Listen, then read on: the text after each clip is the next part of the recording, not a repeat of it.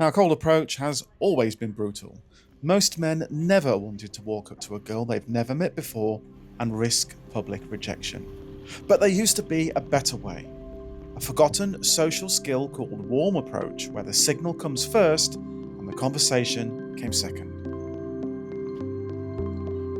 20 years ago, walking up to someone you found attractive in public was simply how human beings met.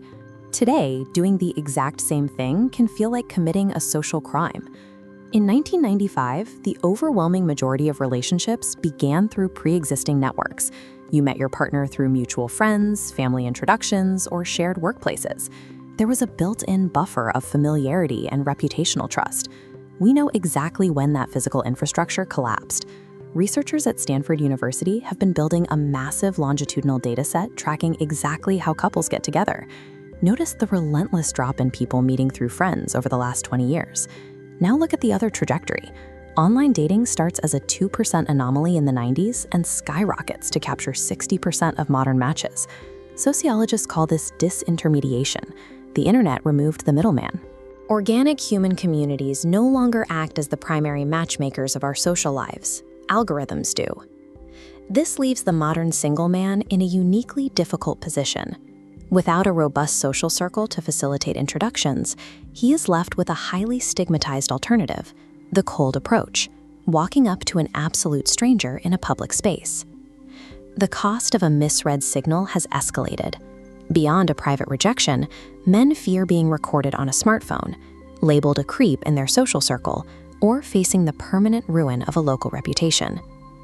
Field surveys consistently show that how these public interactions are perceived relies heavily on genetic factors.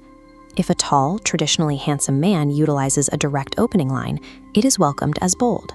If an average-looking man uses the exact same words, it is frequently perceived as threatening. Calculating that the risks far outweigh the rewards, millions of men have entirely opted out. We now have an entire generation experiencing demographic de-skilling. They avoid eye contact and default to screens to eliminate any chance of social risk. Our avoidance of social risk has backfired. We have collectively lost the fundamental ability to read each other's signals. The math behind the pure cold approach is brutal. Initiating conversation blindly with a stranger yields an abysmal 5 to 10% success rate. It is an extremely fragile interaction, completely vulnerable to the slightest social misstep. Men who subject themselves to this volume of rejection often warp into what practitioners call the cold approach weirdo. They lose touch with normal human empathy and communication, relying instead on robotic, multi-step theories to force an interaction. But there is a middle ground. The elicited warm approach functions as a strategic hybrid. It captures the safety of a social circle without requiring you to share a single mutual friend.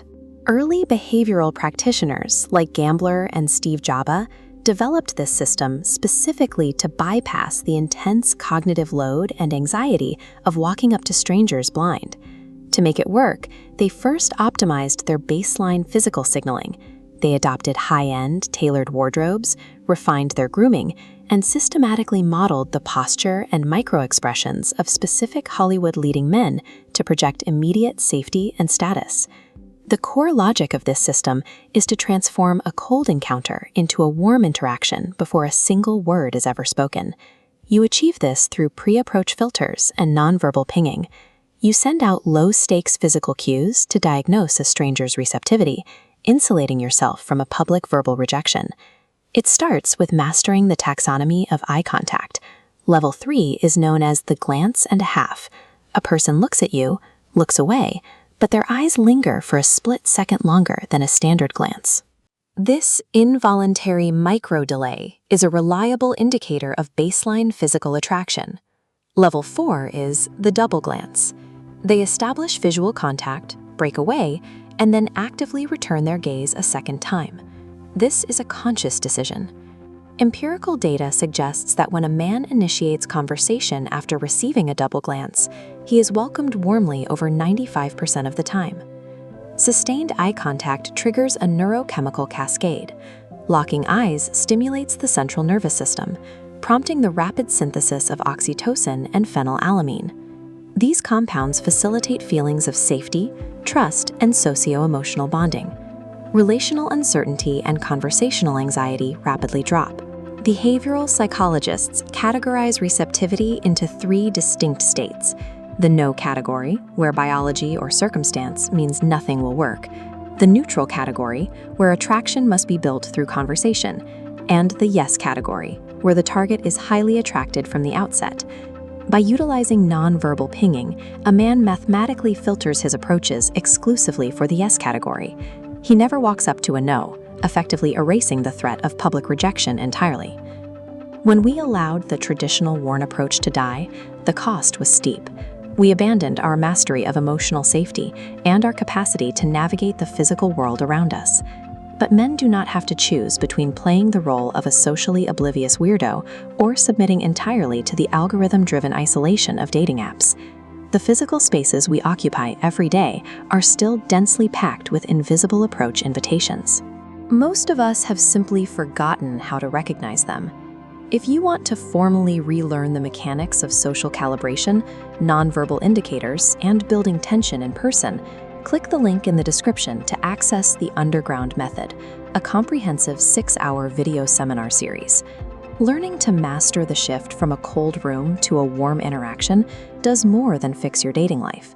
It is the fundamental path to restoring the lost romance of real-world human connection.